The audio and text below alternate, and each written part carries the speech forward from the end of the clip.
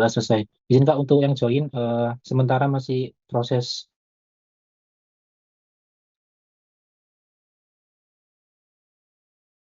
Iki.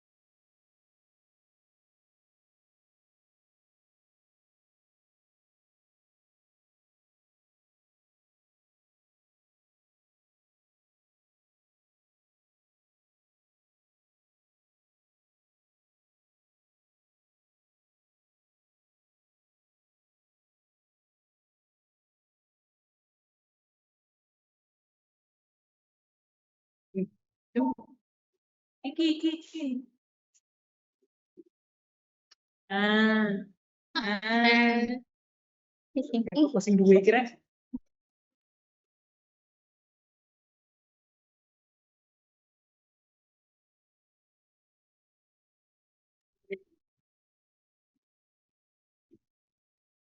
Permisi, ini sudah bisa dimulai ya?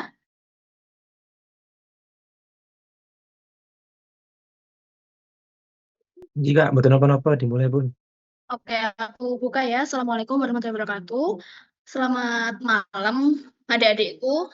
Oke, pada kesempatan kali ini kita akan melangsungkan mandiri pada Prok Neoplasma. Salah satu boleh pimpin doa terlebih dahulu.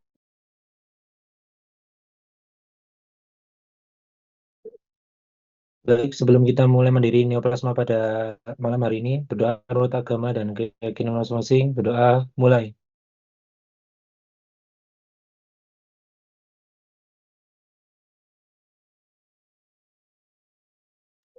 Doa dicukupkan.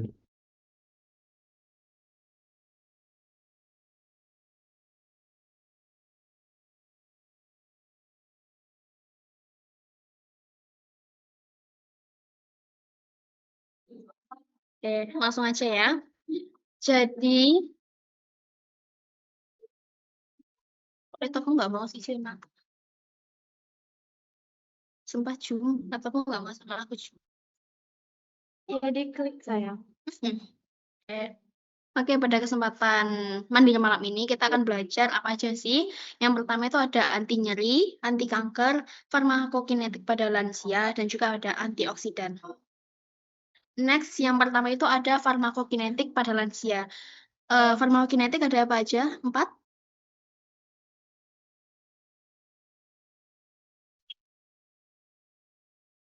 Absorpsi, distribusi, metabolisme, dan Next. Yang ini, ternyata pada lansia sama orang yang sehat nggak? Ternyata pada lansia sama orang-orang pada usia yang maksimal atau pada usia yang lagi muda-muda lah istilahnya. Ternyata mereka tuh ada perbedaan secara fisiologis loh. Kalau di lansia, yang di sini ada 4 yang dibagi secara umum dan besar. Ada komposisi tubuh umumnya, jadi manifestasi total cairan tubuhnya itu turun. Jadi dia itu kebanyakan lemak daripada si airnya. Kemudian lean body mass-nya dia turun. Kenapa? Ototnya dia itu menurun. Massa ototnya itu menurun dan digantikan oleh lemak itu tadi. Kemudian ada lemak tubuhnya yang naik Serum albumnya turun, ada alfa-1 asid glikoprotein serumnya naik. Nah, pada gastrointestinal ada perubahan, pH lambungnya itu naik, jadi dia itu lambungnya jadi lebih basah. Kemudian ada gastric emptying-nya yang turun, aliran darah pada GI-nya itu turun. Nah, untuk hepar, dia ada ukuran hepar yang mengecil, dan juga ada aliran darah ke hepar yang menurun. Sedangkan pada ginjal, ada massa ginjal yang menurun dan juga GFR atau laju atau endapan atau laju fluid. GFR itu pokoknya menurun, pokoknya lajunya menurun. Oke, yang pertama ada absorpsi. Absorpsi, jadi ada 4 aspek besar perbedaan beda banget sama orang daripada lansia sama orang-orang yang normal pada orang muda lah. Jadi yang pertama, luas permukaannya dia itu menurun, Rek. Nah, absorpsi dia kan dipengaruhi oleh apa aja? Salah satunya ada luas permukaan juga kan. Nah, kalau luas permukaannya dia itu lebih kecil, jadi otomatis yang absorpsinya atau yang penyerapannya jadi lebih kecil dong. Soalnya sponsnya itu ibaratnya kecil, jadi dia tuh nggak bisa nyerap secara maksimal. Nah, karena luas permukaannya itu kecil, absorpsinya kecil atau melambat, jadi efek yang ditimbulkan pada obat itu onsetnya juga melambat. Kemudian ada motilitas usus yang menurun. Motilitas usus menurun, perubahan farmakokinetiknya juga absorpsinya melambat, onsetnya juga melambat. Kemudian pada gaster, dia itu pH gaster tadi kan naik nih jadi basah dia. Nah, kalau absorpsi jadi pH-nya ini basah, jadi absorpsi obat basah pada basah itu naik atau turun?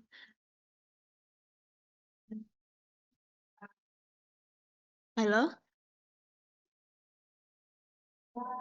Ini. Naik, Kak. Oke, soalnya kan kenapa kalau basah, ini kan lambungnya basah, obatnya juga basah, jadi otomatis basah kena basah kan, dia kan nggak terionisasi. Soalnya kalau dia terionisasi, dia tuh nggak bisa diabsorpsi. Oke, nah kebalikan kalau obatnya itu asam sama pH lambung yang basah, absorpsinya jadi turun karena si obat itu tadi terionisasi. Nah yang terakhir ada gastric emptying atau pengosongan lambungnya itu juga menurun. Karena pengosongan lambungnya ini menurun, jadi otomatis kayak obatnya itu antri. Karena obatnya antri, dia itu absorpsinya melambat dan juga onsetnya melambat. Dari absorpsi ada yang ditanyain dulu nggak? Aman, Kak. Oke, next ya. Selanjutnya ada distribusi. Jadi distribusi itu setelah obatnya tadi diserap, obat itu bakal dibagikan kan. Nah, yang mempengaruhi distribusi tadi ada jumlah cairan, ada jaringan lemak dan juga sekresi albumin. Tadi kan udah aku jelasin kan ya kalau di lansia itu ada perubahan dari si cairan tubuh. Cairan tubuhnya itu menurun karena digantikan oleh jaringan lemak. Nah, karena cairan tubuhnya dia tuh menurun, maka aliran darahnya kan juga menurun. Kemudian distribusinya juga melambat dan juga onsetnya melambat. Mengapa? Karena obat kan kebanyakan dia itu oral kan, oral itu melewati sistemik. Nah, sistemik itu kan di peredaran darah, misalnya ikut darah kan. Nah, kalau aliran darahnya ini aja kecil, darahnya ini kecil, otomatis kan yang membawa kan kecil kan obat itu. Makanya distribusinya itu melambat dan juga onsetnya itu melambat. Kemudian ada jaringan lemak, jaringan lemaknya itu naik. Jadi distribusi obat yang hidrofilik. Hidrofilik itu ibaratnya obat yang suka sama air, jadi obat yang larut-larut sama air. Dia itu VD-nya kecil. Loh, kenapa? Soalnya obat ini lebih banyak larutnya di air daripada di lemak. Sedangkan kalau di orang tua kan banyak jaringan lemaknya. Makanya VD-nya kecil. Beda kalau distribusi obat yang hidrofobik karena dia nggak suka air, dia tuh lebih suka lemak. Makanya si distribusinya itu besar dan juga VD itu besar. Untuk distribusi ada lagi yang sekresi albumin. Sekresi albumin itu menurun. Jadi obat-obatan yang berikatan sama si albumin itu menurun. Akibatnya kan obat ini nggak diikat tuh, kan? Nggak diikat. Jadi banyak free drug-nya. Kalau free drug ini banyak, berarti otomatis efek obat yang ditimbul itu banyak. Jadi kalau efek obat itu banyak, nggak ada yang diikat atau nggak ada yang nggak ada diikat, pokoknya nggak ada yang diikat dan oleh yang lain berarti kan efeknya kan meningkat. Jadi itu bisa rawan detoksi.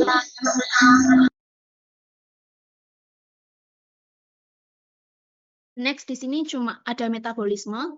Di metabolisme yang paling banyak di highlight itu di hepat karena kalau sistemik dia kan paling banyak kan di hepat kan, di obat itu di metabolisme atau diolahnya. Yang pertama ada fast metabolisme yang menurun. Jadi obat-obat yang di metabolisme di hepat itu menurun. Nah, karena dia itu yang diolah di hepat itu menurun, makanya bioavailabilitasnya meningkat.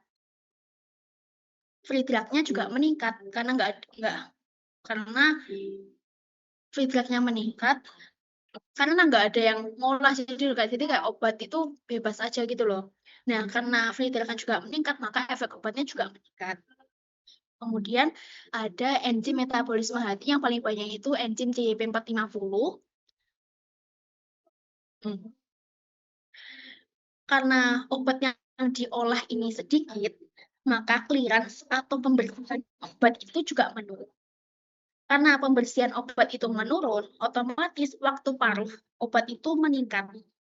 Nah, karena waktu paruhnya dia itu naik atau meningkat, makanya obat-obatan itu lebih lama disirkulasi dan ini juga rawan toksik. Yang terakhir ada ekskresi atau pengeluaran. Kalau di lansia, fungsi ginjalnya kan juga menurun. Makanya karena fungsi ginjal itu menurun, si ginjal ini nggak bisa mengeluarkan obat-obatan yang sudah di metabolisme, berarti otomatis obat yang udah nggak kepake itu nggak bisa dikeluarkan secara maksimal. Makanya eliminasi obatnya itu menurun. Nah, karena eliminasi obat itu lama, maka banyak obat yang terakumulasi. Jadi atau banyak obat yang disimpan dan mulek kayak nih bagian ginjal itu. Dan makanya karena banyak akumulasi obat, nah dia itu juga rawan toksik. Ini adalah contoh-contoh obat dan interaksi obat yang insya Allah banyak keluar, jadi monggo untuk dihafalkan. Ini ada kombinasi obat, soalnya kalau pada lansia itu ada beberapa obat yang nggak boleh dikombinasikan karena fungsi-fungsi organ itu nggak optimal, makanya harus di tapering off. Dan ini kayak cara ngasih obat ke lansia. Yang pertama itu gunakan dosis minimal. Kenapa? Karena pada lansia tadi kan banyak penurunan fungsi, kayak penurunan fungsi hepat, fungsi ginjal, karena dia tuh nggak bisa kerja maksimal buat ngolah obat itu, makanya kita pakai dosis minimal biar dia tuh nggak toksik.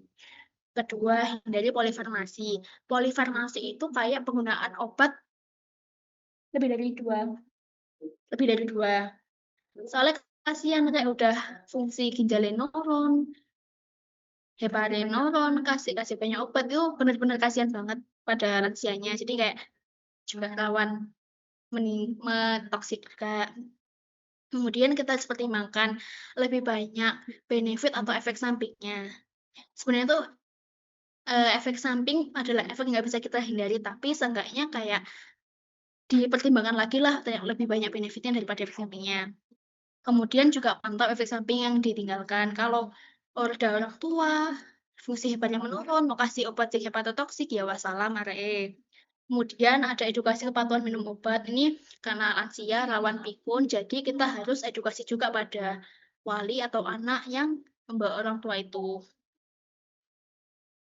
Sekian dari Akmi, apakah ada yang ditanyain kah? Dari farmakokinetik klinik, farmakokinetik, ya. Lansia dong. Oh iya, lansia. Apakah ditanya penduduk? Pokoknya intinya kalau di farmakokinetik lansia itu kan gimana caranya obat masuk dan sampai ke sirkulasikan. Karena pada lansia otomatis orang itu udah tua, udah capek. Makanya banyak fungsi-fungsi organ itu yang menurun. Nah, karena dia itu menurun, jadi efek-efek obat itu banyak yang meningkat dan itu rawan toksik. Intinya seperti itu kalau di farmakokinetik. Sudah? Kalau nggak ada lanjut ke artinya nih. Oke. Terima kasih.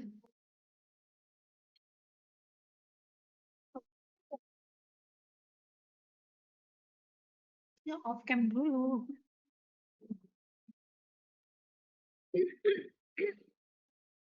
Oke, aku bakal lanjutin tentang anti nyeri. Di sini kalian akan banyak ketemu obat-obatan juga ya, yang mungkin akan sering kalian pakai sehari-hari, atau mungkin sudah kalian pakai sehari-hari. Oke, jadi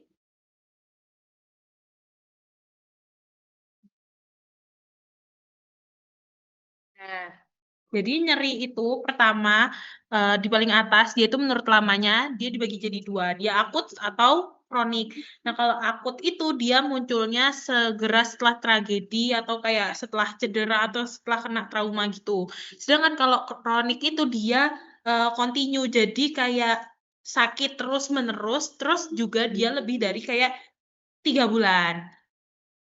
Interupsi, Rek. Kalau menurut kalian berarti kalau misalnya ada penyakit klasifikasinya akut sama kronik, yang lebih parah yang mana? Ya, Kronik. Jawabannya nggak selalu. akut juga bisa. Nggak selalu, jadi Ya. tergantung ya guys. Nanti jadi yang maksud kami tanya gitu adalah jangan sampai kalian di kepala langsung menangkap Ya. penyakit kronik lebih bahaya. Ya. Nah, biasanya itu kadang akut bahkan lebih mengancam jiwa. Iya. Gitu. Lanjut, Ya. Kak. Oke, lanjut ya. Nah, jadi nyeri itu juga mekanismenya itu dibagi jadi 3 ya. Nociceptif, neuropatik, sama campuran. Kalau nociceptif itu disebabkan karena adanya kerusakan jaringan atau inflamasi. Nah, makanya contohnya itu kayak luka babras, bisa juga kayak luka bakar, terus juga luka sayatan itu juga bisa. Jadi dia tuh nyerinya itu lebih ke kayak tumpul atau berdenyut gitu. Sedangkan kalau nyeri neuropati itu biasanya relate relate to neuro karena kayak ada masalah sama sarafnya, makanya dia nyerinya neuropati. Nah, terus contohnya itu kayak neuropati DM. Jadi orang kalau kena DM itu dia biasanya tuh bakal kerasa kayak kesemutan atau kebas di kakinya. Makanya dia itu nyerinya kayak menjalar atau sensasinya tuh kayak kesetrum gitu. Tapi kayak dia juga nggak tahu gitu harus gimana gitu, kayak nggak tahu obatnya harus apa gitu. Soalnya dia juga bingung gitu.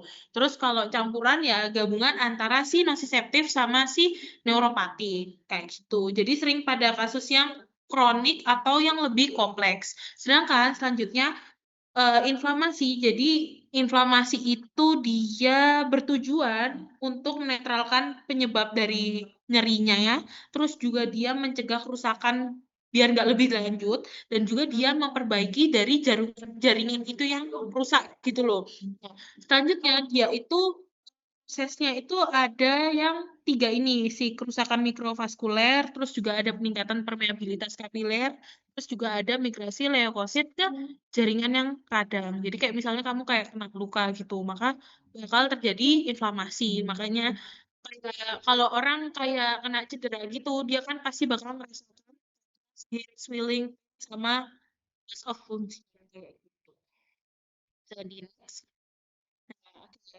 Ini aku bakal jelasin dikit kayak nyeri itu awalnya itu kayak gimana ya. Jadi pertama itu ada dari ini, kelihatan nggak kursorku?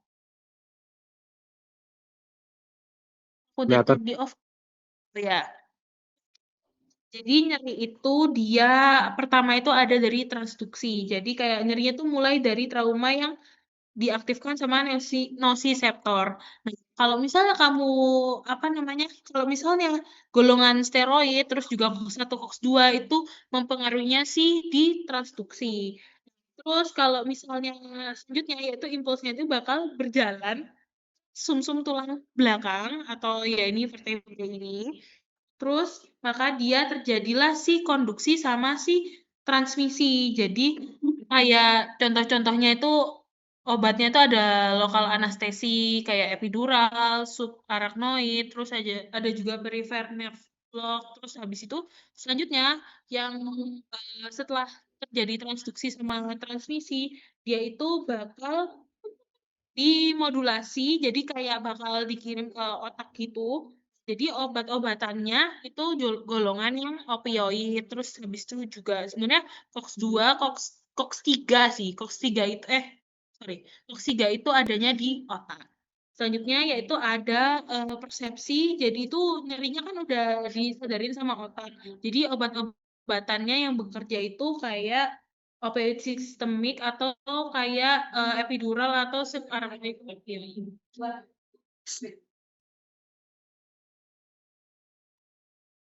Oke, next. Nah, jadi ini ada klasifikasinya kayak nyeri gitu. Jadi kalau masih nyerinya step 1, dia itu harus dikasih yang non-opioid analgesik, terus sama adjuvan analgesik. Non-opioid itu contohnya kayak NSAID gitu loh, Rep. Pokoknya kalau opioid itu kayak dia golongan seringnya itu di narkotika gitu. Terus habis itu, tapi opioid itu juga dia ada banyak jenisnya. Jadi ada yang opioidnya itu kuat, ada juga yang dia itu cukup lemah kayak gitu. Jadi kalau step 1 cukup dikasih yang non-opioid sama adjuvannya.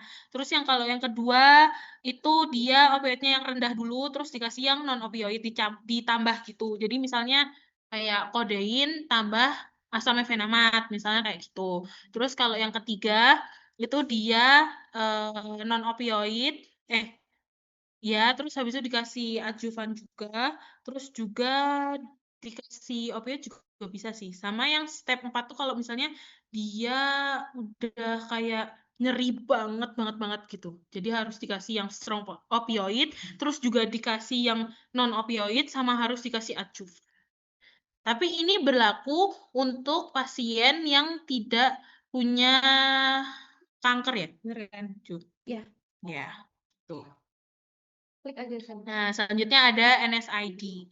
Oke, kalau di Kepanjangannya NSID. ya NSID kepanjangannya apa? Jujur ini NSID bakal kalian pakai sampai Kalian jadi lulus. dokter. Karena ini pasti bakal sering kalian temuin gitu. Aku bakal lanjut kalau ada satu orang yang menyebutkan kepanjangan dari NSID. Serem banget. Lanjut aja. Non-steroidal anticonvulsant. Oke, benar. Kalian jadi sebenarnya mekanisme dari kortikosteroid sama si NSAID itu kayak di satu bagan yang sama gitu. Nah, jadi yang pertama itu dia dari membran sel itu si fosfolipid dia bakal berubah menjadi asam arachidonat oleh bantuan enzim fosfolipase. Nah, kalau misalnya si kortikosteroid itu dia ngeblok dari atas banget. Jadi kalau misalnya diblok dari atas akhirnya sampai bawah ini semua itu nggak terjadi. Makanya kortikosteroid itu sering dibilang obat dewa. Karena dia kayak nyeri atau kayak hampir semua penyakit, nggak semua, cuma hampir semua penyakit bisa dikasih kortikosteroid. Contoh obatnya kayak dexamethasone, betamethasone. Oke, lanjut. Nah, setelah terbentuknya si asam arachidonat, dia bakal terbagi jadi 2 bagan gitu. Jadi endoperoksida sama asam hidroperoksida. Cuma yang asam hidroperoksida ini akan kurang dibahas, jadi lebih fokusnya yang si endoperoksida. Jadi asam arachidonat itu dia bakal jadi endoperoksida dengan oleh jalur si siklooksigenase. Nah, makanya si NSAID ini ngeblok si enzim siklooksigenase ini gitu. Nah, terus nanti kalau udah jadi endoperoksida, dia bakal jadi COX-1 sama COX-2. Nah, kalau COX-1 itu intinya dia itu lebih ngaruh sama kayak GI gitu. Terus kalau si COX-2 dia itu ngaruhnya kayak lebih ke apa ya? Kayak si pernafasan ya. Kayak lebih ke Jantung. ya jantung kayak gitu. Nah, terus pokoknya sebenarnya ya apa sih asam arachidonat dan lain-lainnya itu kan gunanya buat proteksi lambung dan lain-lainnya kan. Nah, kalau misalnya di blok ya akhirnya kayak lah yang muncul-muncul gitu. Misalnya obat itu lebih fokus ke ngeblok si COX-1 misalnya kayak gitu. Akhirnya panahnya itu atau alurnya itu bakal lebih banyak yang ke aduh. Wah, ini layar sentuh. Nah, jadi misalnya banyaknya itu misalnya dia obatnya itu ke COX-1. Jadi akhirnya kalau COX-1-nya diblok, kayak lebih banyak yang ke COX-2. Jadi kayak sebaliknya juga kalau misalnya obat itu lebih terkhusus sama COX-2, dia bakal lebih banyak ke COX-1, pengaruhnya kayak gitu. Nah, ini contoh kalau orang itu kena Cushing syndrome. Jadi Cushing syndrome itu biasanya terkena kalau orang kebanyakan minum kortikosteroid yang jangka panjang kayak gitu. Nah, kalau orang minum kortikosteroid jangka panjang itu juga dia nggak boleh langsung berhenti mendadak. Jadi harus di tapering off atau dikurangi dosisnya. Terus nanti tambah sedikit baru habis itu boleh full nggak minum kortiko. Nah, ini tabel yang sangat membantu sekali.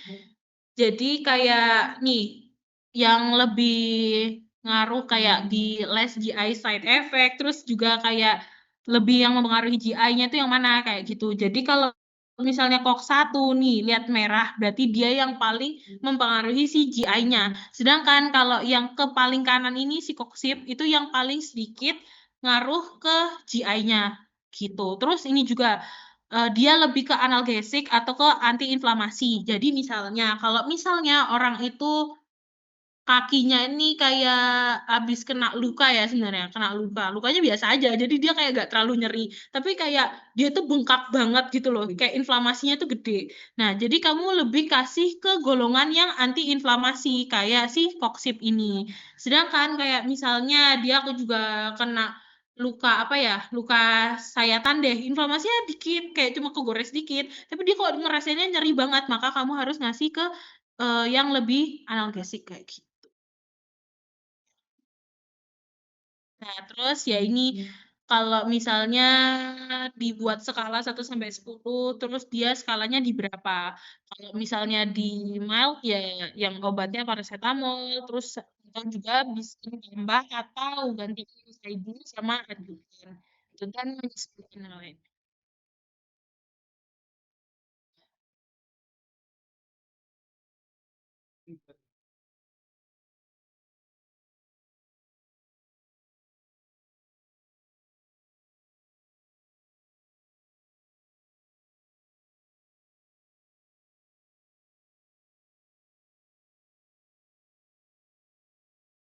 Oke, aku bakal nambahin dikit ya. Jadi kalau misalnya pasiennya itu punya GERD kayak yang tadi di sini, dia kan kalau GI tract itu lebih ngaruhnya di COX-1. Jadi kalau pasiennya itu punya GERD, jangan kamu kasih COX-1.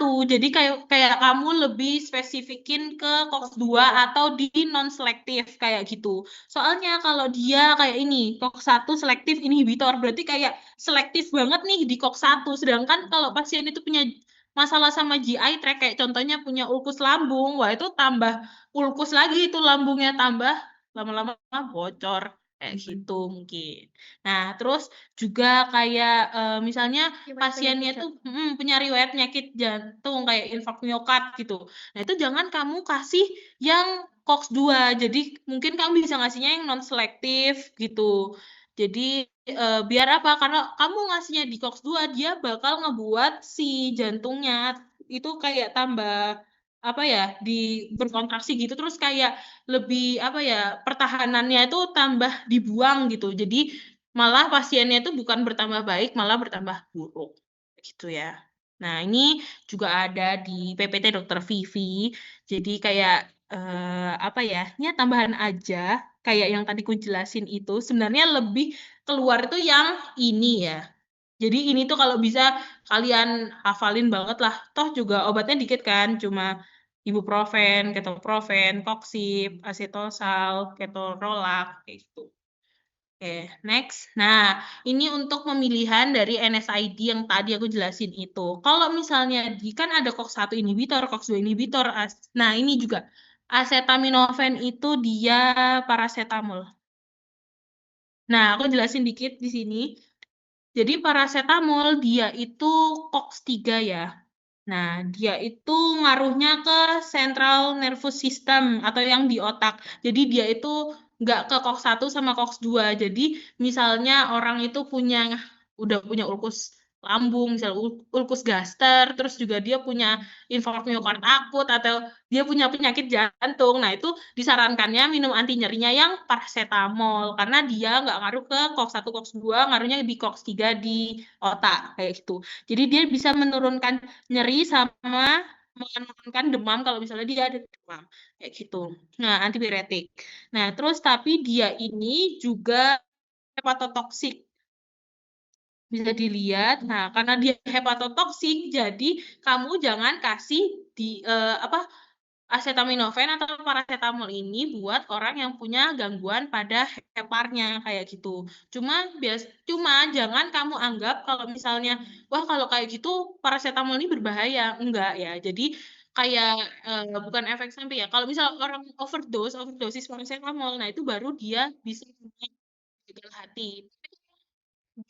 Sebanyak itu jalur yang bisa membuat dia itu gagal hati kayak cuma sebagian kecil banget yang bisa mempengaruhi buat dia ini jadi rusak gitu loh hatinya kayak gitu. Jadi paracetamol ini juga yang sering banget dipakai biar kayak kamu misalnya nggak tahu oh orang ini punya masalah gastrik atau enggak kayak gitu. Jadi seringnya dikasih paracetamol. Boleh nggak ya? Sama tambahan isono dikit dari aku, kadang apa ya, seiseng itu Dokter Vivi ngeluarin soal kalau ditanya antidotumnya paracetamol kalau udah bikin gagal hati, jawabannya N-asetilsistein. Nah, N-asetilcysteine Iya. atau NAC. Oke, jadi ya nggak tahu sih, soalnya Dokter Vivi itu kadang suka iseng gitu ya. Jadi antidot misalnya orang itu udah kena udah overdosis paracetamol kan kayak gitu. Nah, kamu harus ngasih antidot kayak aku harus ngasih apa nih biar pasien ini tuh kondisinya lebih baik gitu. Harus kamu kasih N-asetilsistein. Nah, N-asetilsistein itu juga bisa kamu pakai sehari-hari atau mungkin sudah pernah kamu pakai sebagai obat batuk ya. Karena dia tuh punya efek antiinflamasi, terus juga dia ada antioksidannya juga. Nah, terus aspirin, aku bakal jelasin dikit. Jadi aspirin ini dia ke COX-1. Nah, karena dia COX-1, jadi dia itu kan bakal menurunkan prostaglandin. Prostaglandin itu kayak pelindungnya si gaster lah, salah satu pelindung dari gaster. Nah, kalau misalnya si prostaglandinnya itu dihambat, akhirnya gasternya itu pelindungnya itu kayak nggak ada gitu. Akhirnya kalau kena asam dan lain-lain, akhirnya dia bisa luka, akhirnya bisa terjadi inflamasi.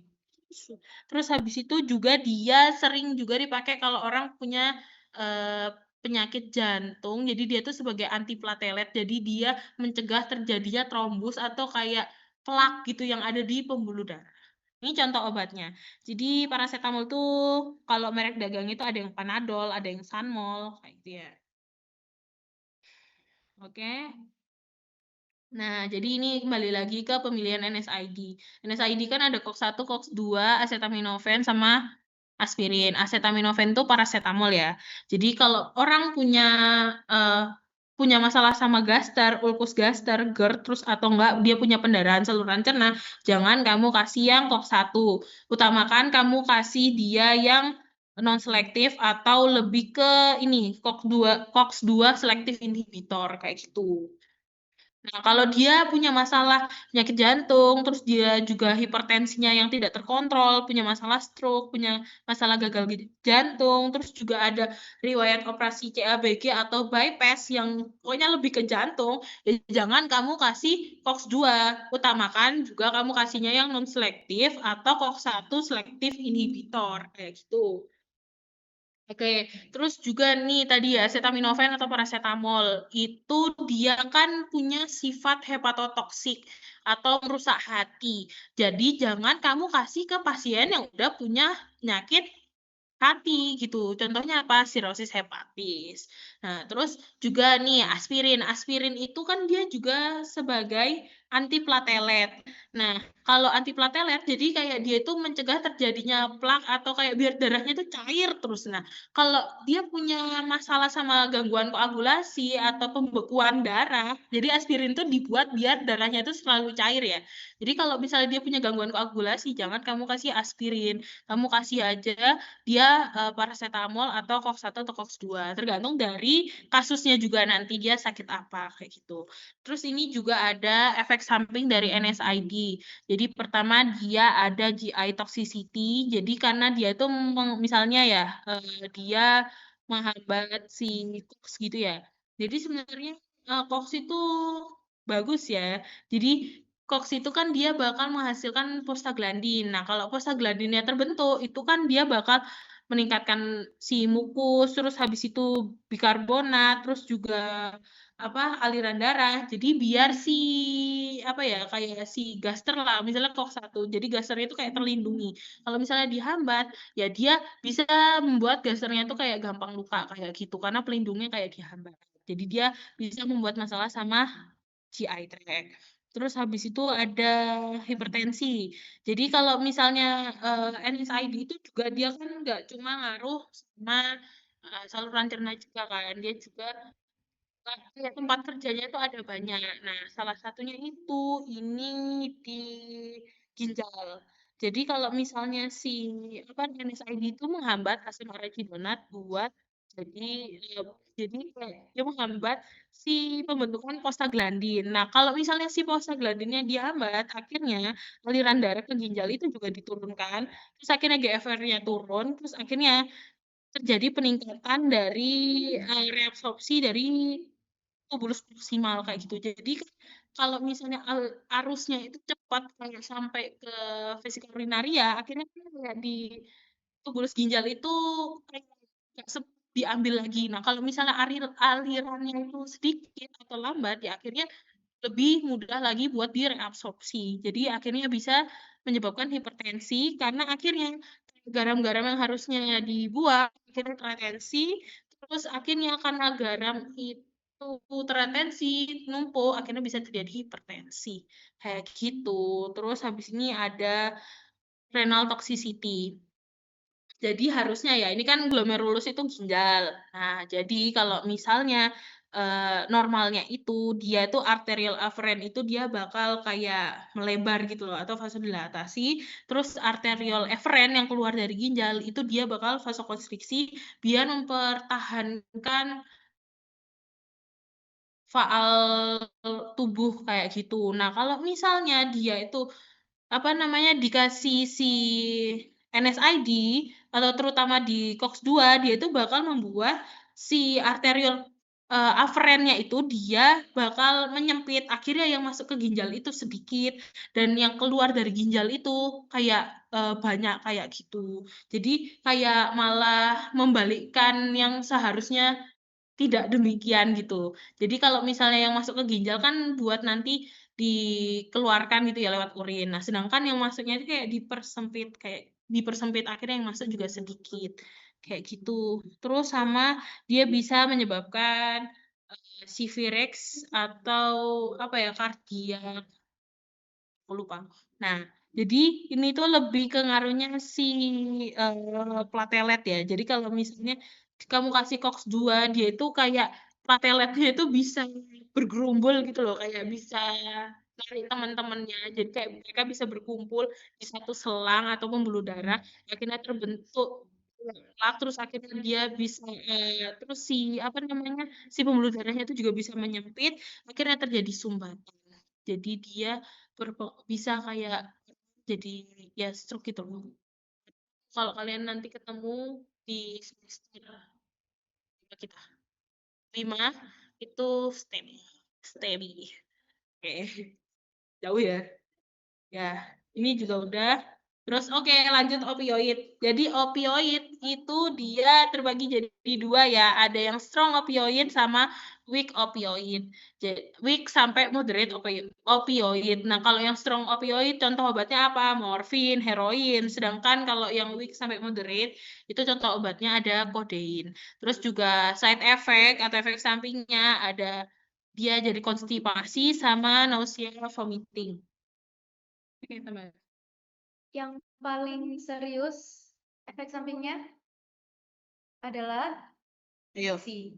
Oh ya, adiksi atau buat kayak ketagihan gitu. Makanya Narkotika. ya, karena kan si opioid itu golongan narkotika ya. Jadi kayak sebenarnya tidak boleh sembarangan dikasih. Cuma ada beberapa kondisi itu kayak harus dikasih si opioid kayak kayak batuk kering gitu kan, batuk kering itu dia refleksnya aja kan sebenarnya, karena nggak ada mukus dan lain-lainnya, nggak ada yang harus dikeluarkan.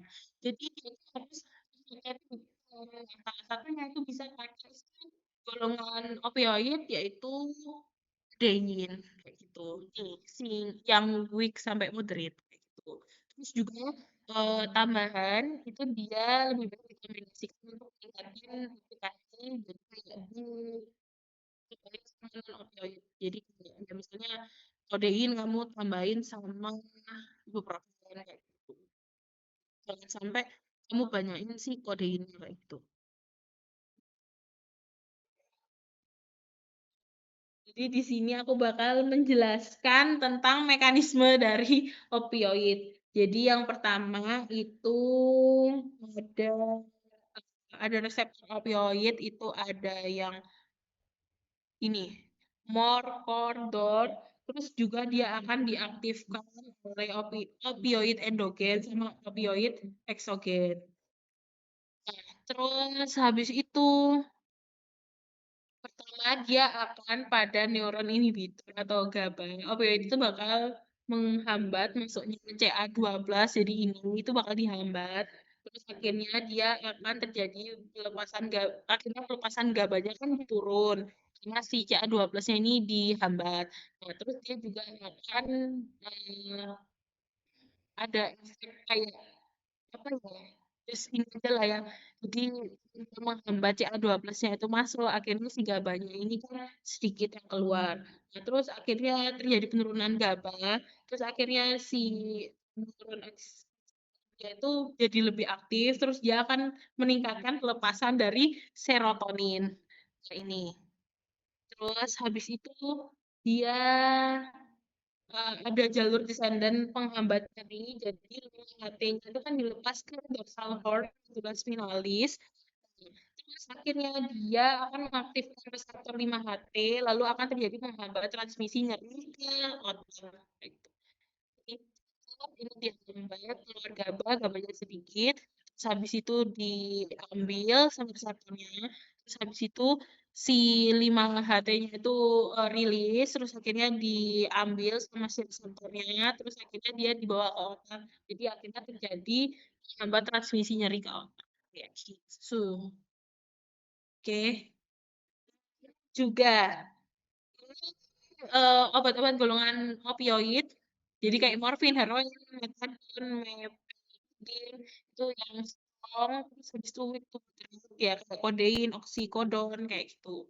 Jadi sebenarnya opioid itu karena ada sifat adiksi, jadi jangan kamu kasih ke pasien sembarangan kayak gitu. Terus juga ini ada kayak antidot kayak gitu. Jadi kalau misalnya pasiennya itu kena kayak apa ya, kayak ya adiksi berat lah yang kayak udah sakau gitu, gitu karena kebanyakan pakai obat opioid gitu ya. Nah, terus itu antidotnya ada naloxon sama naltrexone. Ini cuma 2, jadi tolong dihafalkan. Udah aku kasih bintang ya. Oke, selanjutnya ada obat anestesi terakhir dari aku.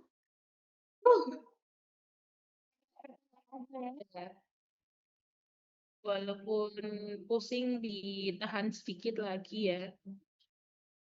Oke, jadi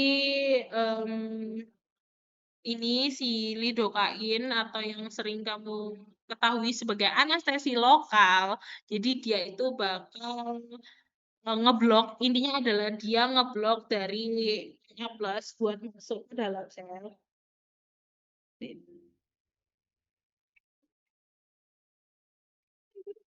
Jadi dia itu bakal mencegah proses depolarisasi menghambat saraf dengan memblok aliran dari Na, terus akhirnya dia akan terhambat transmisi impuls sarafnya. Jadi intinya adalah si Na+ ini dihambat, maka terjadilah kayak hambatan transmisi impuls saraf, terus akhirnya ya udah terjadi lokal anestesi gitu. Nah, si lidokain atau anestesi lokal yang kalian pelajari itu dia lebih baik dikombinasikan dengan vasokonstriktor, contohnya epinefrin. Jadi kalau si lidokain ditambahkan atau dikasih bareng si vasokonstriktor, dia bakal memperlambat dari 8, itu akan meningkatkan durasi anestesinya sampai 60%. Gitu. Jadi kayak misalnya kamu mau apa ya, misalnya orang ada datang dengan luka tusuk misalnya kayak gitu, yang enggak yang dalam ya, maksudnya kayak luka biasa kayak gitu, agak robek ya. Terus kamu mau jahit. Nah, kamu kan kasih anestesi lokal, cuma aku nggak yakin nih bakal bisa selesai dalam waktu misalnya 5 menit atau 10 menit. Nah, itu harus kamu kasih sama epinefrin. Jadi biar jangka durasinya itu diperpanjang. Jadi kayak 60 jadi kayak 30 menit gitu pasiennya bisa nggak merasa nyeri gitu. Jadi kayak diambil sedikit-sedikit gitu. Jadi waktunya bisa lebih panjang. Selanjutnya ada anestesi general. Jadi ini kan ada 4 tahap dari anestesi. Yang pertama ada analgesia. Jadi itu untuk pasien yang masih sadar, terus habis itu juga nyerinya mulai berkurang dan juga bisa merasa hangat atau ringan di kepala. Selanjutnya ada delirium, itu kondisi kesadarannya udah menurun, pasiennya itu bisa gelisah, teriak, atau gerakannya itu bakal nggak kontrol. Terus juga tapi dia tuh refleksnya itu masih bagus gitu loh. Terus habis itu ada anestesi bedah atau surgical anestesi. Dia itu untuk yang pasien tidak sadar penuh, terus habis itu untuk nyerinya biar hilang, terus dia juga ada otot rileks. Jadi kayak yang paling ya bukan paling bagus ya, emang itu buat anestesi operasi kayak gitu. Terus ada paralisis medula, itu dia bakal membuat depresi berat nafas dan juga jantung, jadi dapat menyebabkan kematian. Soalnya ya itu dari namanya udah paralisis gitu loh. Jadi ini juga mungkin nggak ada di slide kalian, bisa di SS aja ya yang efek samping dari anestesi general kayak gitu. Oke. Mungkin kalau ada yang mau tanya bisa tanya di akhir ya, dikumpulin. Dari selanjutnya Mas Nizar. Oke,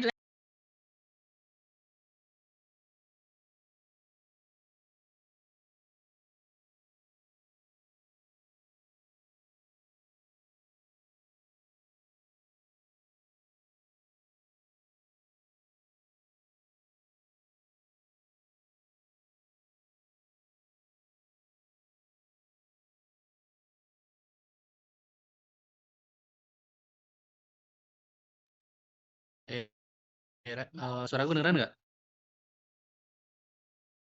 Tes. Dengar, Kak. Oke. Sorry ya, aku on game aja. Oke, maksudnya.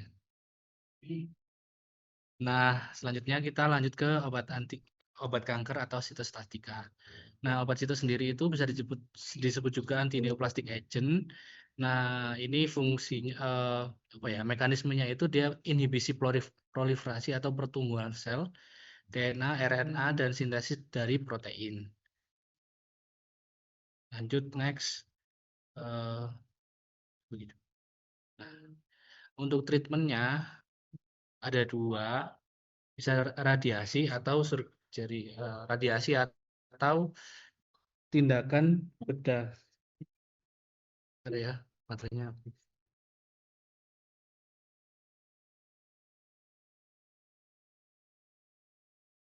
Nah, jadi ada radiasi sama bedah.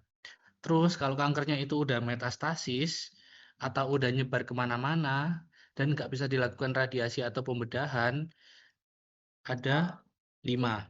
Yang pertama bisa dikasih kemoterapi, yaitu sitostatika sendiri yang mau kita bahas nanti. Terus selanjutnya bisa hormonal terapi. Hormonal terapi itu termasuk sitos juga, tapi lebih ke apa ya, meregulasi dari hormonnya. Jadi dia bisa menurunkan atau meningkatkan hormon gitu. Lalu ada imunoterapi, biasanya itu dia menurunkan imun. Contohnya kayak interferon. Kalau interferon itu meningkatkan ya, tapi ya. Kalau selanjutnya ada kombinasi. Nah, kombinasi ini maksudnya apa? Kombinasi itu dia bisa radiasi sama kemoterapi. Jadi kayak di antara 3 di atas itu dikombinasi. Lalu selanjutnya ada targeting terapi atau gen terapi yang spesifik pada gen-gen tertentu di dalam tubuh. Lanjut. Selanjutnya ada strategi ya ini ya, strategi kemoterapi. Yang pertama ada primary induction, yaitu sebagai terapi utama. Jadi kayak contohnya radiasi tadi atau bedah itu misal dipakai terapi utama. Kalau yang di bedah itu apa? Yang sifatnya radikal itu ya. Kalau neoadjuvan kemoterapi itu dia tindakan sebelum pembedahan atau pengobatan utama. Jadi sebelum misal dilakukan operasi pengangkatan tumor gitu ya, itu dikasih obat kemoterapi dulu biar mungkin tumornya lebih kecil jadi bisa gampang untuk pengangkatannya. Lalu selanjutnya ada adjuvan kemoterapi. Kalau adjuvan kemoterapi ini dia itu dikasih setelah pengobatan utama untuk mencegah kekambuhan. Jadi misalnya kanker kan biasanya kayak mudah banget untuk relapse atau kambuh kan. Jadi dia itu setelah mungkin tindakan radiasi atau pembedahan dia itu dikasih kemoterapi yang rutin dipakai gitu. Next, nah ini ada dua, ada CCNS sama CCS. Nah untuk CCNS sendiri itu cell cycles non-specific. Jadi kalau cell cycles non-specific itu dia bekerjanya itu di semua fase siklus sel. Jadi dari fase S, fase M atau fase-fase lainnya itu dia bisa dikasih gitu. Kalau CCS itu lebih spesifik. Nah, contohnya itu kerjanya yang di fase S, methotrexate atau 5-fluoroasil, lalu ada fase M, paclitaxel dan lain-lain gitu kan. Nah, cara kerjanya itu dia nargetin fase-fase tertentu kan, dan juga memiliki efek plateau gitu. Apalagi ya? Udah kayaknya itu aja. Jadi kayak CCNS itu bisa dikasih kapan aja. Sedangkan kalau CCS itu harus pada fase-fase tertentu pada cell cycle. Nah, ini contohnya. Kelihatan nggak ini? Kelihatan ya? Oke, ini misal di S ini, terus di M. Misal S ini kan methotrexate. Jadi dia dikasihnya itu harus pas fase ini. Sedangkan kalau misal CCNS itu dia kan bekerjanya di semua. Jadi dia non spesifik gitu. Selanjutnya langsung aja ke obat sitosnya ada 6, ada alkylating agent, ada antimetabolit, ada antitumor antibiotik, terus ada topoisomerase inhibitor, ada antimikrotubule agent, ada hormonal anti-cancer agent.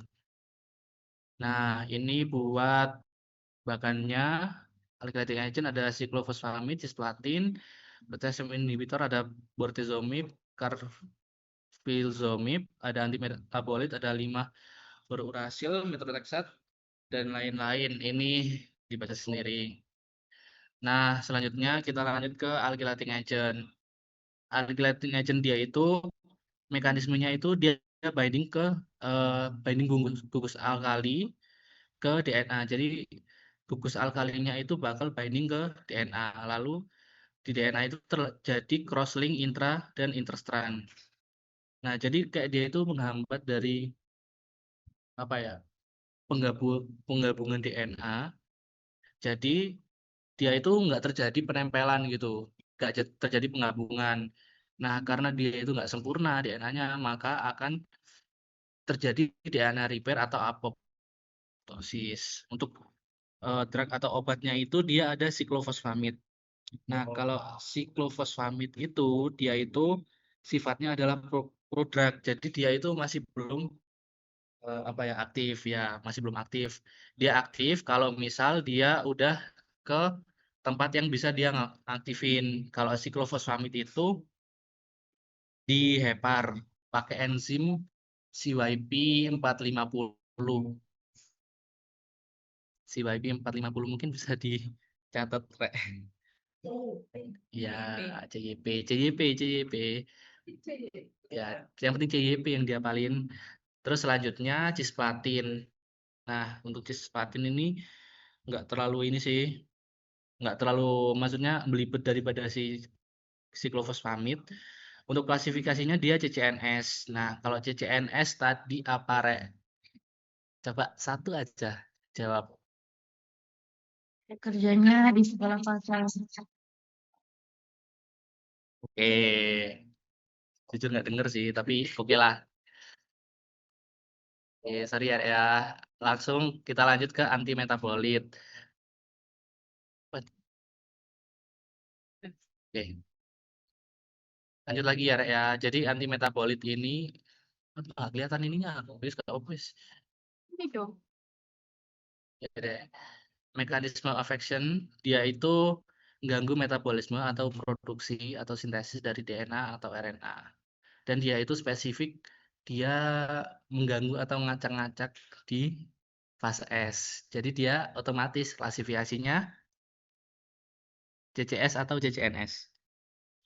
CCS. Oke, soalnya ada di situ ya. Nah, karena dia itu spesifik kan di fase-fasenya. Nah, obatnya itu ada apa? Methotrexate, ada 5-fluoroasil, sama thioguanin. Selanjutnya, ya bagi next. Nah, selanjutnya kita lanjut ke antitumor antibiotik. Jadi mekanismenya dia menghasilkan ROS, reaktif oksigen spesies, atau radikal bebas yang nanti bakal dibahas di antioksidan kan? Iya. Ya, nanti lengkapnya dibahas di selanjutnya. Untuk obatnya apa aja? Ada doxorubicin, daunorubicin, bleomycin. Pokoknya hafalannya yang belakangannya sin, tapi jangan sampai keliru sama Streptomycin. streptomycin, azitromycin ya, Rek, ya. Streptomycin apa coba? Yang bisa jawab dapat doa. Untuk klasifikasinya dia itu CCMS, jadi dia itu non spesifik ya, Rek, ya. Jadi dia itu ini ya doxorubicin kan. Dia menghasilkan ROS atau radikal bebas tadi. Nah, radikal bebas itu kan hitungannya kayak beracun ya, Rek, ya. Jadi dia bakal ngerusak dari sel-sel tumornya gitu. Selanjutnya kita ke topoisomerase inhibitor. Untuk mekanisme dan obatnya itu ada dua, ada topoisomerase 1 sama 2. Kalau yang satu itu dia eh, motong satu strand DNA, sedangkan kalau yang dua itu dia potong 2 strand DNA. Untuk obatnya itu ada kamputesin sama etoposide. Untuk klasifikasinya ini sorry ya, Rek, kurang ini bukan CS kortikosteroid tapi CCS. Tuh. Selanjutnya ada antimikrotubul agent. Dia ada vinca alkaloid sama taksan. Kalau vinca alkaloid itu dia mekanismenya dia itu nyegah perakitan. Kok gini sih perakitan pada metafase. Jadi itu kayak mau gabung gitu, tapi dia dicegah sama si vinca alkaloid. Kalau si taksan dia mencegah pembongkaran pada telofase. Nah, untuk obatnya itu apalannya kalau vinca alkaloid dia itu temannya vinblastin sama vincristin. Sedangkan kalau taksan itu paclitaxel gitu. Untuk klasifikasinya dia di CCS. Selanjutnya ini kayaknya terakhir deh. Ada hormonal anti-cancer agent. Nah, untuk obatnya itu dia bisa nge-block dari reseptor hormon glukokortikoid. Ini kalau glukokortikoid ini dia prednison. Sering kan, Rek, kalian dengar. Kalau selanjutnya ya obat dewa tadi apa kortikosteroid. Oke. Langsung selanjutnya ada gonadal hormon antagonis. Kalau gonadal hormon antagonis dia itu selektif reseptor estrogen modulator. Untuk obatnya itu ada tamoxifen sama flutamide. Kalau hormon yang GnRH atau gonadotropin releasing hormone, dia itu mekanismenya inhibisi pelepasan luteinizing hormone atau LH sama FSH. Untuk obatnya sendiri itu leuprolide, goserelin, navarelin. Untuk klasifikasinya dia CCS. Tambahan dikit, guys, tamoxifen ini sering banget dibilangin dokter Tara dia itu termasuk SERM. Itu kayak selective estrogen receptor modulator. Jadi ini sering dipakai buat kanker payudara. Nah, tapi kalau misalnya dipakainya itu tidak sesuai panduan, itu kadang bisa bikin kanker endometrium gitu. Jadi karena nggak kami cantumkan di sini, bisa dicatat aja karena ini sering banget ditanyain dokter Tara sama dokter Vivi. Kanker endometrium. Sama nggak sih buat terapi osteoporosis? Iya. Sama sebenarnya bisa dipakai terapi osteoporosis sih kalau nggak salah. Terus selanjutnya kita untuk obatannya udah selesai. Lanjut ke prinsip terapi kombinasi. Jadi ada 3, ada mekanisme kerja berbeda. Jadi kalau ngasih obat itu kalau bisa ngasih yang prinsip kerjanya itu berbeda kan. Jadi biar dia menghindari efek adiktif. Lalu selanjutnya resistensi silang yang minimal untuk menghindari resistensi silang gitu. Langsung sorry. Selanjutnya ada toksisitas yang berbeda. Jadi biar bisa ngasih efeknya itu lebih maksimal gitu. Selanjutnya monitoring efek samping, ini kayaknya yang terakhir. Untuk stomatitis atau disfagia, stomatitis itu ini ya apa? Sariawan, sariawan. Sama disfagia itu apa ya? Disfagia itu nggak enak makan nggak sih? Nyeri telan. Oh ya, nyeri telan. Kalau disfagia itu nyeri telan. Jadi untuk monitoringnya itu dia dijaga hygiene mulutnya. Jadi kebersihan mulut itu harus dijaga. Selanjutnya hindari makanan atau minuman yang terlalu panas biar nggak merusak mukosa dari mulut atau sekitar mulut situlah pokoknya. Terus anoreksia ini nafsu makannya itu menurun. Untuk terapinya ya hindari makan sebelum kemoterapi biar nggak mual gitu, biar nggak muntah kan. Terus hindari mulut kering dan juga minum banyak air. Selanjutnya itu nausea vomiting atau mual dan muntah. Dia diedukasi untuk hindari makanan yang terlalu asin, manis, berlemak, atau bisa juga dikasih antiemetik. Untuk antiemetiknya ini mungkin contohnya kayak apa? Domperidone. Iya, domperidone. Domperidone boleh. Ada KI. Selanjutnya diare. Kalau diare ini kan pasti nanti edukasinya kurangin makanan yang tinggi serat ya biar nggak makin itu diarenya. Terus hindari makan minuman yang bisa mengiritasi mukosa gitu. Terus kalau efek sampingnya yang konstipasi dia malah sebaliknya, jadi dikasih makan yang berserat dan juga minum air.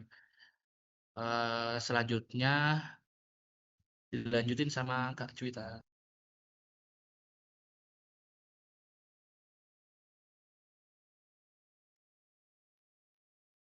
Oke, Rek, sebelumnya apakah suaraku terdengar? Terdengar, Kak. Ini terakhir banget dari Mandiri kali ini dan ini paling gampang insya Allah. Jadi ini paling dikit juga dan minta tolong diperhatikan aja. Oke, first thing first tentang antioksidan. Antioksidan itu dia itu apa ya? Simpelnya adalah pahlawan-pahlawan untuk tubuh kita ketika tubuh kita itu stres oksidatif. Nah, stres oksidatif itu apa? Jadi kalau misalnya ada reaktif oksigen yang tadi dijelasin sama Kak Nizar, itu biasanya itu kan diinduksi yang ROS ini ya, itu diinduksi sama ionizing radiation, radiasi terus UV, bahkan juga merokok, polusi dan kawan-kawan ini, terus makanan-makanan yang nggak sehat. Nah, itu dia akan membuat banyak ROS di tubuh kita. Nah, ROS ini sangat toksik untuk tubuh kita, terutama kalau misalnya oxidative stress itu, kita bakal memicu apoptosis sama nekrosis. Nekrosisnya ini kematian dari sel. Nah, kalau misalnya ini semua, itu biasanya udah ada pahlawan dari tubuh kita, yaitu antioksidan, terutama antioksidan yang endogen, yang namanya aja endogen ya, udah dikasih sama Allah Subhanahu wa Ta'ala di tubuh kita untuk istilahnya membantu menyeimbangkan biar ROS-nya ini nggak lebih banyak daripada antioksidannya. Namun kalau misalnya ROS-nya terkandung terlalu banyak dibanding antioksidannya, itu yang dinamakan stres oksidatif dan akan langsung ke kerusakan DNA sel, terus kerusakan dari protein juga, sama peroksidasi dari lemak. Makanya bisa jadi apoptosis sama nekrosis gitu. Jadi intinya sebisa mungkin kita mencegah atau menanggulangi dari oxidative stress ini, yaitu mengembalikan ROS sama dengan antioksidan. Jangan sampai ROS-nya lebih banyak gitu. Oke, kalau misalnya antioksidan itu yang tadi aku udah bilang ada yang endogen sama eksogen. Kalau endogen itu udah dikasih sama Allah Subhanahu wa taala di tubuh kita, itu ada yang enzimatik sama non enzimatik. Kalau yang eksogen kita harus dapat dari luar. Contohnya adalah vitamin-vitamin, terus karotenoid, ada polifenol, terus juga ada omega 3 dan yang lain-lain itu. Nah, prinsipnya terutama untuk yang eksogen ini prinsipnya adalah kenapa zat itu bisa menjadi radikal bebas atau bisa menyebabkan kayak reaktif oksigen itu yang bisa membuat ke stres oksidatif, soalnya dia itu punya elektron yang nggak berpasangan, Re. Jadi kayak elektronnya itu kan jadi nggak stabil gitu loh. Kalau misalnya kalian ingat-ingat pelajaran kimia di SMA, kalau misalnya elektronnya ini bebas dan nggak punya pasangan, dia itu bakal kayak kemana-mana terus merusak semuanya gitu kan. Kalau stable itu mereka udah ada pasangannya, tapi kalau yang free radikal atau radikal bebas ini nggak punya ada elektron yang tidak berpasangan. Nah, antioksidannya ini mendonorkan salah satu elektron mereka ke radikal bebasnya ini biar ini bisa jadi stabil dan menghentikan dari stres oksidatifnya gitu. Oke. Sekarang yang kita masuk ke antioksidan enzimatik yang di-highlight atau yang wajib banget kalian tahu ada 4, ada SOD atau superoxide dismutase, ada CAT atau katalase, ada GPX atau glutathione peroxidase, sama GR atau glutathione reduktase. Nah, kalau misalnya dalam tubuh kita itu ada reaksi alami. Nanti reaksi alaminya ini berupa oksigen akan berubah menjadi superoxide. Nah, superoxide ini namanya juga O2- gitu kan. Jadi elektronnya itu udah hilang, jadi ada yang nggak berpasangan dan ya ini radikal bebas. Nah, peran dari superoxide dismutase atau SOD ini apa? Dia itu mengubah superoxide jadi hidrogen peroksida H2O2. Ini kalau nggak salah H2O2 ini tetap termasuk radikal bebas tapi setidaknya lebih stabil daripada superoxide-nya. Nah, H2O2 ini juga akan diubah ke H2O oleh enzim katalase sama glutathione peroksidase CAT atau GPX. Nah, jadi kalau misalnya katalase sama CAT sama GPX ini kerjanya itu sama, tapi yang lebih tinggi konsentrasinya itu yang katalasenya yang CAT ini gitu. Nah, kalau misalnya yang glutathione peroksidase ini dia itu agak agak bergantung. Kenapa disebut bergantung? Kalian fokus ke yang ini sekarang. Jadi kalau misalnya GPX itu dia mengubah H2O2 ini jadi 2H2O, dia harus ada harus ada peran dari GSH atau glutathione ini untuk bisa jadi oxidized glutathione. Jadi GSH harus jadi GSSG, baru bisa barengan H2O2 jadi 2H2O gitu. Jadi tergantung sama ini. Nah, kenapa kalau misalnya GSH-nya ini habis gimana? Berarti kan ini kan nggak bisa bekerja. Makanya di situ masuklah peran dari glutathione reduktase. Glutathione reduktase ini dia sebenarnya mekanisme primernya adalah dia mengubah NADPH jadi NADP+. Tapi dengan itu dia juga mengubah GSSG menjadi GSH lagi. Jadi sederhananya kalau SOD ini mengubah superoksida jadi H2O2, terus katalase dan GPX ini menghancurkan H2O2, terus kalau misalnya GPX itu pakai GSH. GSH ini glutathione itu GSH itu adalah molekul yang didonorkan, jadi glutathione-nya gitu. Kalau misalnya GR itu adalah biar GSH-nya ini bisa regenerasi, biar si GPX ini bisa terus bekerja gitu. Oke, sekarang kita masuk ke antioksidan yang eksogen. Ini gampang aja, jangan kalian pikir yang pusing-pusing. Jadi kalau kalian ingat, sel-sel di tubuh kita itu punya membran sel kan. Membran selnya itu lipid layer, sangat larut, sangat berlemak lah istilahnya gitu. Nah, kadang-kadang kalau misalnya sel ini sudah bekerja, dia akan menghasilkan radikal bebas alami kan. Dia bekerja dan menghasilkan radikal-radikal bebas dan ini biasanya larut lemak dan terakumulasi di membran sel ini. Nih, Nah, itu. Nah, radikal bebas yang terutama yang lipid untuk yang yang ada di lipid bilayer ini namanya aja radikal bebas ya, guys. Jadi dia kekurangan elektron. Ada elektron dia yang tidak berpasangan. Terus akhirnya datanglah suatu pahlawan yang disebut dengan vitamin E. Nah, vitamin E ini dia dengan berkorban, istilahnya dia berkorban seperti yang tadi aku udah bilang, dia itu mendonorkan satu elektronnya biar radikal-radikal bebas di sini itu tidak jadi masalah gitu kan, seperti biasa biar nggak jadi stres oksidatif. Nah, dan kenapa vitamin E? Soalnya vitamin E ini yang vitamin yang fat soluble, jadi dia bisa masuk di membran selnya. Nah, kalau misalnya vitamin E ini udah mendonorkan dari elektronnya ini, dia kan jadi vitamin E-min ya. Jadi kayak radikal tokoferil. Nah, kalau misalnya radikal tokoferil ini, dia ini juga termasuk radikal bebas, guys. Jadi dia setelah mendonorkan elektronnya, sok-sokan jadi pahlawan, tapi dia akhirnya jadi radikal bebas. Akhirnya muncullah pahlawan kedua, yaitu vitamin C. Nah, vitamin C ini dia water soluble, jadi dia nggak bisa masuk ke membran lipid bilayernya ini. Nah, vitamin C, kayak yang tadi aku bilang, vitamin C ini mendonorkan elektronnya ke vitamin E, biar vitamin E kembali stabil. Nah, kalau misalnya vitamin C ini kembali setahu aku, coba dicek lagi, kalau vitamin C yang sudah kehilangan elektronnya ini tetap termasuk radikal bebas, tapi kalau nggak salah lebih stabil daripada yang vitamin E-nya ini. Terus kalau misalnya vitamin C-nya ini jadi radikal bebas, meskipun lebih stabil, kadang-kadang itu masih ada pahlawan ketiga, yaitu vitamin A. Vitamin A ya sesuai muter-muter ya guys, jadi vitamin A donor ke C, terus C-nya kadang donor ke A, ini nanti jadi semuanya. Nah, ini udah bisa dilihat ya, ini aqueous phase, jadi kayak vitamin C-nya ini yang larut air, kalau yang fosfolipid ini yang larut lemak, yang vitamin E, gitu. Ini sederhananya aja. Oke, kita masuk ke polifenol. Polifenol ini menurutku adalah suatu antioksidan yang sangat jos, yang sangat keren.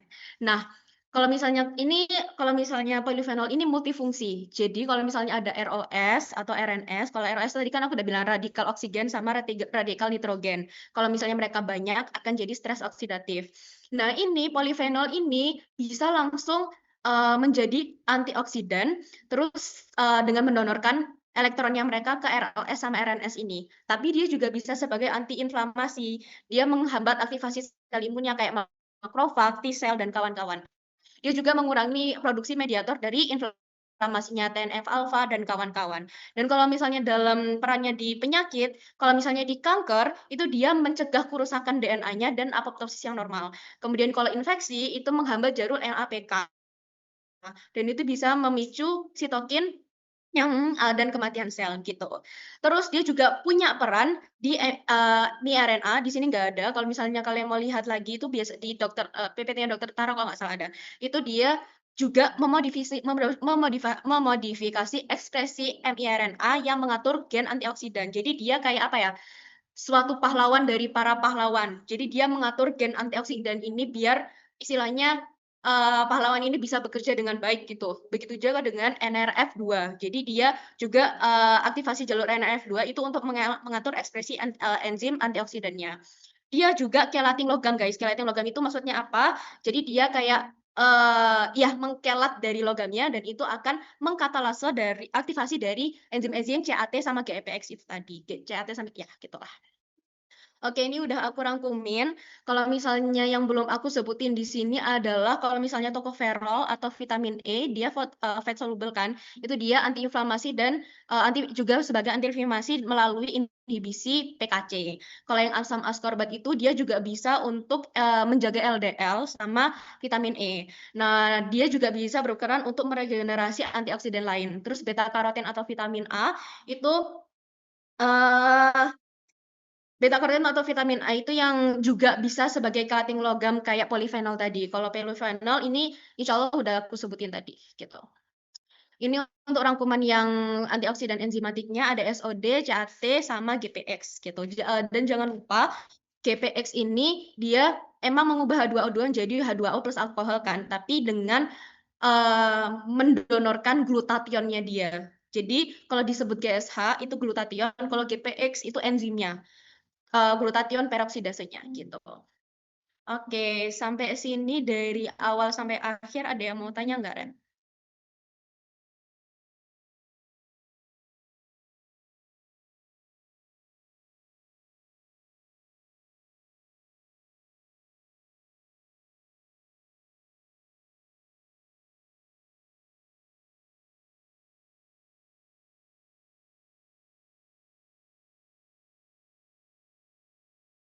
Ada yang mau tanya? Kalau nggak ada, oke aku hitung mundur ya.